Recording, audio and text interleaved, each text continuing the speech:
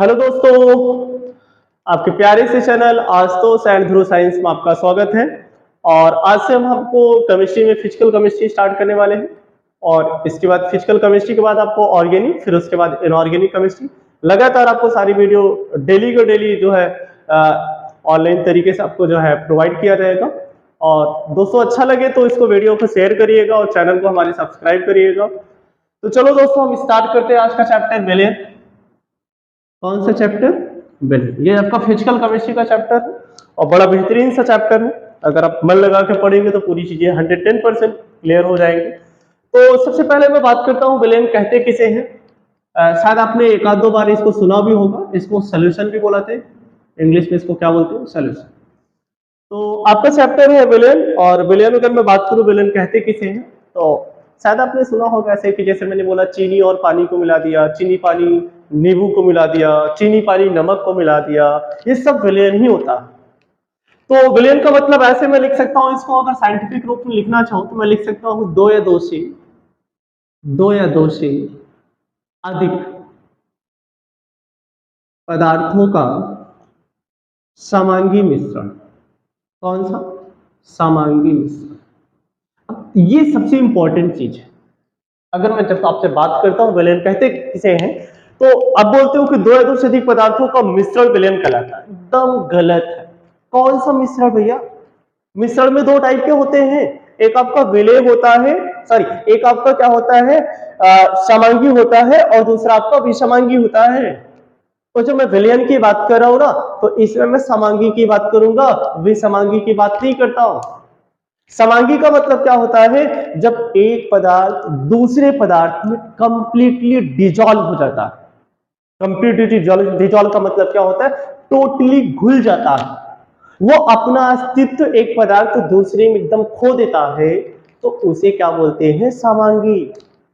तो अगर कोई आपसे पूछे विलेन क्या है, तो आप क्या बताओगे? दो या दो से अधिक पदार्थों का समांगी मिश्रण विलेन कहलाता है। आप इसे अकेले नहीं बोल सकते कि दो या दो से अधिक पदार्थों का मिश्रण विलेन कहलाता है। यहां पर सबसे इंपॉर्टेंट जो वर्ड है दैट इज द समांगी मिश्रण। समांगी मिश्रण आपका क्या कहलाता है? विलेन कहलाता है। अब दो या दो से अधिक पदार्थ बहुत सारे हो सकते हैं। जैसे मैं एग्जांपल लिखना चाहूं तो मैं लिख सकता हूं भैया इसमें क्या, जैसे मान लीजिए कि चीनी है, ये मार्कर चल रही है, चीनी है मैंने बोला, ये चीनी और प्लस मैंने क्या मिला दिया? पानी मिला दिया। जब आपको शुगर और वाटर मिलता है तो आपको पता है क्या बनता है? शरबत बनता है। अब अगर इतना समझ लिया ना तो पूरा विलेन खत्म हो जाएगा आपका। बस इसी में सारी चीजें हैं। अब जो आपका चीनी है वो क्या है? आपका विलेय होता है। जो पानी है क्या होता है? आपका विलायक। और ये जो बना आपका शरबत, ये आपका क्या बन गया? विलेय बन गया। क्या बन गया? मैंने दो पदार्थ लिखा है। इसमें हो सकता है मैं नींबू भी डाल दूं, इसमें मैं नमक भी डाल सकता हूं। वो डिपेंड करता है कि आप कैसे बनाना चाहते हो। लेकिन सबका सब अभी क्या है? विलेय है। अभी विलेन में मैंने बोला कि दो या दो से अधिक पदार्थों का समांगी मिश्रण विलेन कहलाता है। विलेन के दो भाग होते हैं। एक होता है आपका विलेय और दूसरा क्या होता है? विलायक। अच्छा, कई बार कंफ्यूजन होता है, ये विलेन के भाग हैं या प्रकार है? भैया ये विलेन के भाग होते हैं, प्रकार नहीं होते। अगर मैं विलेन के भाग की बात करता हूं तो दो ही है, एक आपका विलेय है, दूसरा आपका विलायक है। अब कईयों को तो ये नहीं समझ में आ रहा होगा कि भाग और प्रकार में अंतर क्या है। चलो मैं बताता हूं आपको भाग और प्रकार में अंतर क्या है। आपके पास 1 रुपए का सिक्का है, 2 रुपए का सिक्का है और 5 रुपए का सिक्का है। मैंने 3 टाइप के सिक्का लिखा, 1, 2, 5। अब हर सिक्के में कितने पहलू? 2। एक आपका हेड और दूसरा टेल। इसमें भी वही, एक हेड और दूसरा टेल। इसमें भी वही, एक हेड और दूसरा टेल। ये 1 रुपए का, ये 2 रुपए का और ये 5 रुपए का सिक्का। ये जो मैं सबकी कॉमन चीजें बात करूं, इसमें भी 2 है, इसमें भी 2 है, इसमें भी 2 है, ये इसका भाग होता है, ये इसका प्रकार नहीं होता। प्रकार ये है 1 रुपए का सिक्का, 2 रुपए का सिक्का, 5 रुपए का सिक्का, ये सिक्के के प्रकार हैं। सिक्के, सभी सिक्के के 2 ही भाग, एक आपका विलेय और दूसरा विलायक, एक आपका हेड और दूसरा आपका टिल। तो वही मैं बात कर रहा हूं कि भैया विलयन के दो भाग होते हैं, एक आपका विलय होता है और दूसरा आपका क्या होता है, विलायक होता है। ये विलयन के भाग है, प्रकार नहीं है। और कोई ऐसा विलयन है ही नहीं जिसमें विलय और विलायक ना हो। अगर विलयन है तो कंपल्सरी है विलय और क्या होगा, विलायक होगा। अब बात करता हूं विलय कहते किसे हैं। विलय का मतलब होता है, अकॉर्डिंग टू एनसीईआरटी की अगर मैं बात करूं तो विलय का मतलब होता है जिसकी मात्रा क्या होती है, कम होती है। विलय किसे कहते हैं, जिसकी मात्रा कम होती है उसे विलय कहते हैं। और बिल्कुल इसी से जस्ट मिलता हुआ मैं लिखूंगा, जिसमें कम लिखा मैंने इसमें क्या लिख दिया, जिसकी मात्रा क्या होगी, ज्यादा होगी। जिसकी मात्रा ज्यादा होगी उसे क्या बोलेंगे, विलायक बोलेंगे, और जिसकी मात्रा कम होगी उसे क्या बोलेंगे, विलय बोलेंगे। इसे मैं ऐसे भी बोल सकता था, विलय का मतलब चीनी, विलायक का मतलब पानी। मैं बोलूं ऐसे भी ना कि विलय का मतलब जो घुल जाए, क्या मैं बोलूंगा, जो घुल जाए। मैंने क्या बोला, जो घुल जाए। और कोई घुलेगा तो किसी में घुलेगा। मैंने बोला विलायक का मतलब जिसमें घोला जाए। क्या लिखा मैंने, दिख रहा, जिसमें घोला जाए, दिख रहा होगा, हाँ। फिर से, विलय का मतलब जो घुल जाए और विलायक का मतलब जिसमें घोला जाए। अब इसको देखो, चीनी, पानी, चीनी घुला किसमें, पानी में, जो घुला विलय, जिसमें घुला विलायक। किसकी मात्रा कम थी, सपोज दैट माली मैंने चीनी इसमें ले लिया 50 ग्राम, 1 लीटर पानी ले लिया, इसकी क्वांटिटी कम थी, इसकी क्वांटिटी ज्यादा थी, तो ये आपका विलय और वो आपका विलायक। ऐसे में एथेनॉल को भी मिला सकता हूँ, बहुत सारी चीजें हैं, ग्लूकोज को मिला सकता हूँ, मतलब सारी चीजें विलयन ही होते हैं। तो आप दोस्तों क्या समझे, पहले विलयन, विलयन में मैंने बोला दो या दो से अधिक पदार्थों का कौन सा मिश्रण, समांगी मिश्रण, अकेले नहीं, समांगी मिश्रण। फिर मैंने बोला विलयन के कितने भाग, दो, एक आपका विलय और दूसरा आपका विलायक। विलय का मतलब जो घुल जाए, विलायक का मतलब जिसमें घोला जाए, या फिर ऐसे बोलो, विलय का मतलब जिसकी मात्रा कम है, विलायक का मतलब जिसकी मात्रा ज्यादा है। ये विलयन के भाग हैं, प्रकार नहीं है। तो विलयन के भाग और प्रकार भी बता दिया। अब मैं बताने चल रहा हूं विलयन के प्रकार। क्या मैं बात करने चल रहा हूं, विलयन के प्रकार। तो जैसे अभी आपने पढ़ा विलयन के दो भाग होते हैं, वैसे विलयन के प्रकार भी होते हैं। और विलयन के प्रकार टोटल 9 टाइप्स के होते हैं। कितने प्रकार होते हैं भैया, 9 प्रकार के। ये टोटल है विलयन के प्रकार। अब विलय जो आपका टोटल 9 प्रकार का होता है, इसमें कौन कौन है सामने देखिएगा। अच्छा, आपको पता है कि अवस्थाएं कितनी होती है, 3। वैसे मेनली तो 3 होता है, बाकी 5 अवस्थाएं होती है। आपको पता है कि चौथी अवस्था प्लाज्मा होता है, 5वीं अवस्था बोसा स्टैंड कंडेंसेट होता है, लेकिन 3 ही मेनली होता है, ठोस, द्रव और गैस। बिल्कुल वैसे विलयन बनता है। अगर मैं विलयन की बात करूं तो 9 प्रकार है। इसमें सबसे पहला आपका होता है ठोस। पहला क्या है, ठोस। और दूसरा क्या है, द्रव। तीसरा क्या है, गैस। अब ये 3, अब 3 से भी 3 कैसे, ठोस का ठोस में, ठोस का द्रव में, फिर ठोस का गैस में। अब ऐसे मैं इसका भी देखूंगा, मैं लिखूंगा क्या, द्रव का ठोस में, फिर मैं लिखूंगा द्रव का द्रव में, फिर मैं लिखूंगा द्रव का गैस में।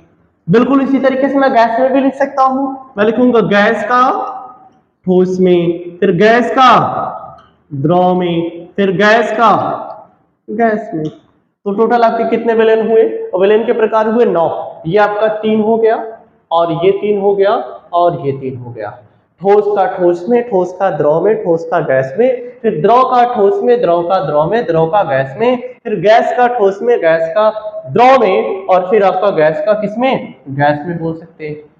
अब इसका एग्जांपल भी अगर आपको लिखना है, एनसीईआरटी में आपके बुक में दिया है, नहीं तो फिर तो चलो दोस्तों, आपको अभी आपने पढ़ा विलयन क्या है। और विलयन के दो भाग होते हैं, एक आपका विलय होता है, दूसरा आपका विलायक होता है। फिर मैंने बोला विलयन के 9 प्रकार होते हैं, और 9 प्रकार मैंने बताया, ठोस का ठोस में, ठोस का द्रव में, ठोस का गैस में। फिर उसी तरीके से मैंने द्रव को बताया, द्रव का ठोस में, द्रव का द्रव में, द्रव का गैस में। फिर मैंने इसे गैस का भी बताया, गैस का ठोस में, गैस का द्रव में, और फिर गैस का गैस में बात करा। अब मैं बात करने चल रहा हूं विलयन। विलयन के कुछ सांद्रता व्यक्त करने की ढेर सारी विधियां, सांद्रता व्यक्त करने की ढेर सारी क्या है, विधियां।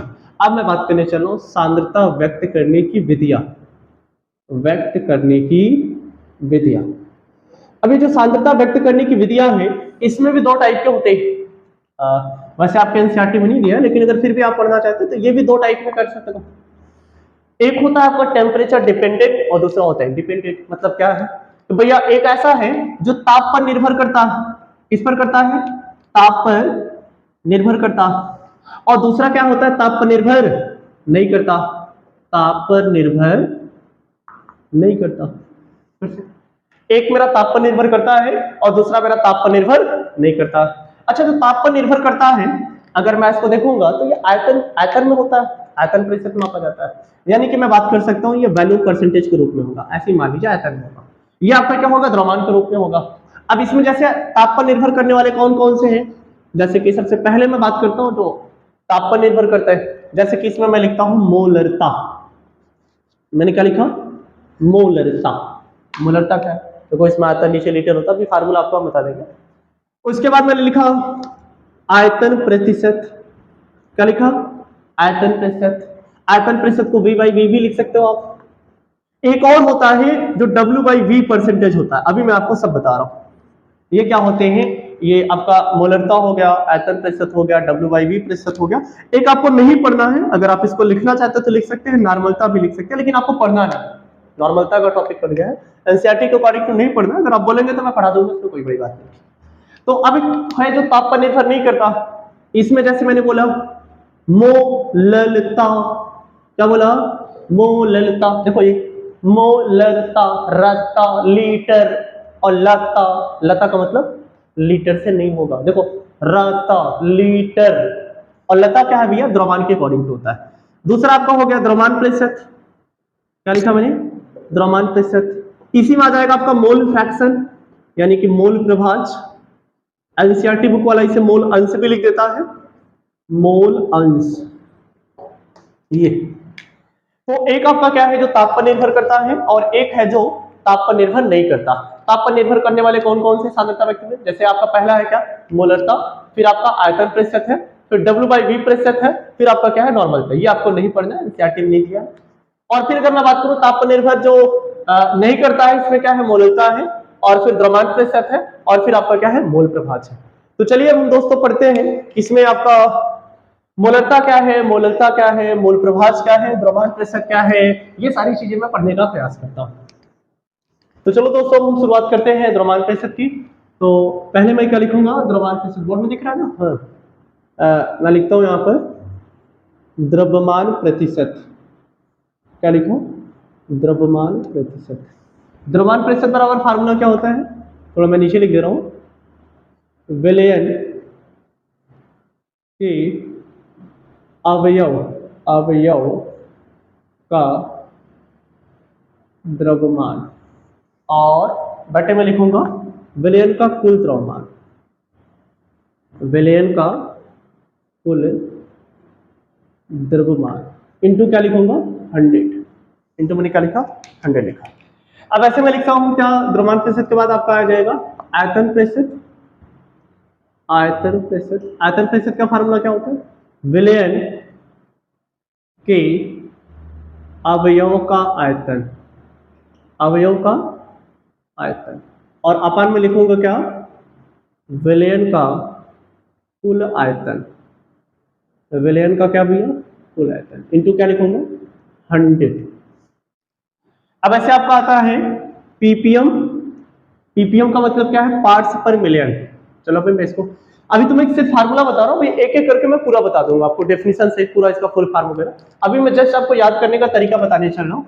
पीपीएम को मैं लिख सकता हूँ क्या भैया, विलयन के एक अवयव की संख्या, या एक भागों की संख्या भी लिख सकते हो, एक भागों की संख्या, और अपान में क्या, विलयन के कुल भागों की संख्या, विलयन के कुल भागों की संख्या, और इंटू में मैं लिख सकता हूं क्या, 10⁶, जो कि 1 मिलियन इक्वल कितना होता है, 10⁶। अच्छा, इसी तरीके से पीपीएम की तरीके से आप पीपीवी भी लिख सकते हो, पार्ट्स पर बिलियन भी लिख सकते हो। अगला मैं बात करने चल रहा हूं मोलरता। मोलरता, मोलरता इक्वल फार्मूला क्या होता है, विलय के मोलों की संख्या, और क्या होता है, विलयन का आयतन, विलयन का आयतन, वो भी किस में होना चाहिए, लीटर में होना चाहिए। बिल्कुल इसी तरीके से आपका अगला आता है मोललता। मोललता इक्वल भी वही ऊपर वही होगा, विलय के मोलों की संख्या, विलय के मोलों की संख्या, और अपान में क्या लिखूंगा मैं, विलायक का भार। क्या मैंने विलय नहीं बल्कि क्या, विलायक का भार, वो भी किस में होना चाहिए, केजी में होना चाहिए। एक फार्मूला और मेरे पास बचा, दैट इज द मोल प्रभाज। कभी कभार बुक वाले मोल प्रभाज को मोल अंश भी लिख देते हैं, तो आप इसको लिख सकते हो मोल अंश या मोल प्रभाज, दोनों एक ही चीज होता है। मोल प्रभाज पर फार्मूला क्या होता है, विलयन के एक घटक,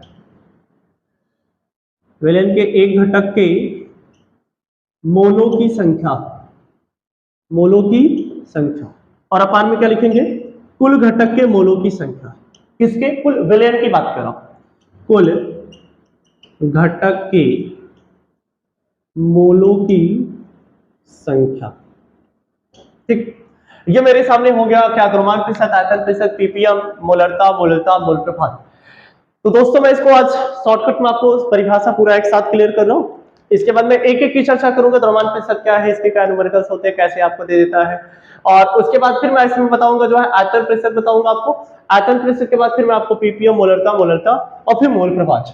अच्छा, अब अगर द्रव्यमान प्रतिशत आपसे डेफिनेशन पूछा है तो मैं लिखूंगा क्या, 100 ग्राम, यहाँ पर ग्राम जोड़ देना, क्या जोड़ देना, छोटा सा यहाँ पर क्या जोड़ना, ग्राम, यहाँ पर मिलीलीटर जोड़ देना, यहाँ पर ये आपका क्या होता है, मिलियन होता है, क्या होता है आपका, मिलियन। बाकी और यहाँ पर एक लिख दोगे तो कुछ गलत नहीं है, यहाँ भी एक लिख दोगे तो कुछ गलत नहीं है। ठीक, तो मैं इसको ऐसे लिखूंगा, 100 ग्राम विलयन में उपस्थित, ध्यान से देखिएगा मैंने क्या बोला, 100 ग्राम विलयन में उपस्थित, ऐसे इसको बोलोगे 100 मिलीलीटर विलयन में उपस्थित, 1 मिलियन, ये फिर से देखिए 100 ग्राम विलयन में उपस्थित, 100 मिलीलीटर विलयन में उपस्थित, 1 मिलियन, मिलियन विलयन नहीं, 1 मिलियन विलयन में उपस्थित, इसमें क्या लिखोगे, 1 लीटर विलयन में उपस्थित, इसमें क्या लिखोगे, 1 किलोग्राम विलयन में उपस्थित। ये सारी डिफिनेशन एक ही जैसी बनने वाली है, बस थोड़ा सा स्किप मत करिएगा, लास्ट तक देखिएगा। फिर से 100 ग्राम विलयन में उपस्थित, विलयन के अवयव का द्रव्यमान, ऐसे लिखो, 100 ग्राम विलयन में उपस्थित विलयन के अवयव का द्रव्यमान क्या कहलाता है, द्रव्यमान प्रतिशत। ऐसे इसको लिखोगे क्या, 100 मिलीलीटर विलयन में उपस्थित विलयन के अवयव का आयतन क्या कहलाता है, आयतन प्रतिशत। फिर से 100 ग्राम विलयन में उपस्थित विलयन के अवयव का द्रव्यमान क्या कहलाता है, द्रव्यमान प्रतिशत। ऐसे 100 मिलीलीटर विलयन में उपस्थित विलयन के अवयव का आयतन क्या कहलाता है, आयतन प्रतिशत। ऐसे इसमें लिखेंगे 1 मिलियन, फिर से सुनिएगा, मिलियन में बोल रहा हूं, 1 मिलियन विलयन में उपस्थित विलयन के भागों की संख्या। फिर से 1 मिलियन विलयन उपस्थित, 1 मिलियन विलयन उपस्थित विलयन के भागों की संख्या क्या कहलाता है, पार्ट्स पर मिलियन।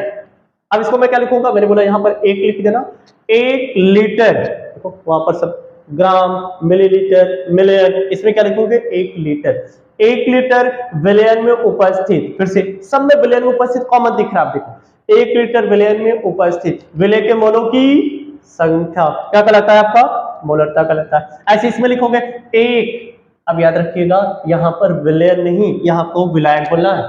मैं लिखूंगा इसमें क्या, 1 किलोग्राम विलायक में उपस्थित, विलयन नहीं, 1 किलोग्राम विलायक में उपस्थित विलय के मोलों की संख्या क्या कहलाता है, आपका मोललता, क्या कहलाता है, आपका मोललता।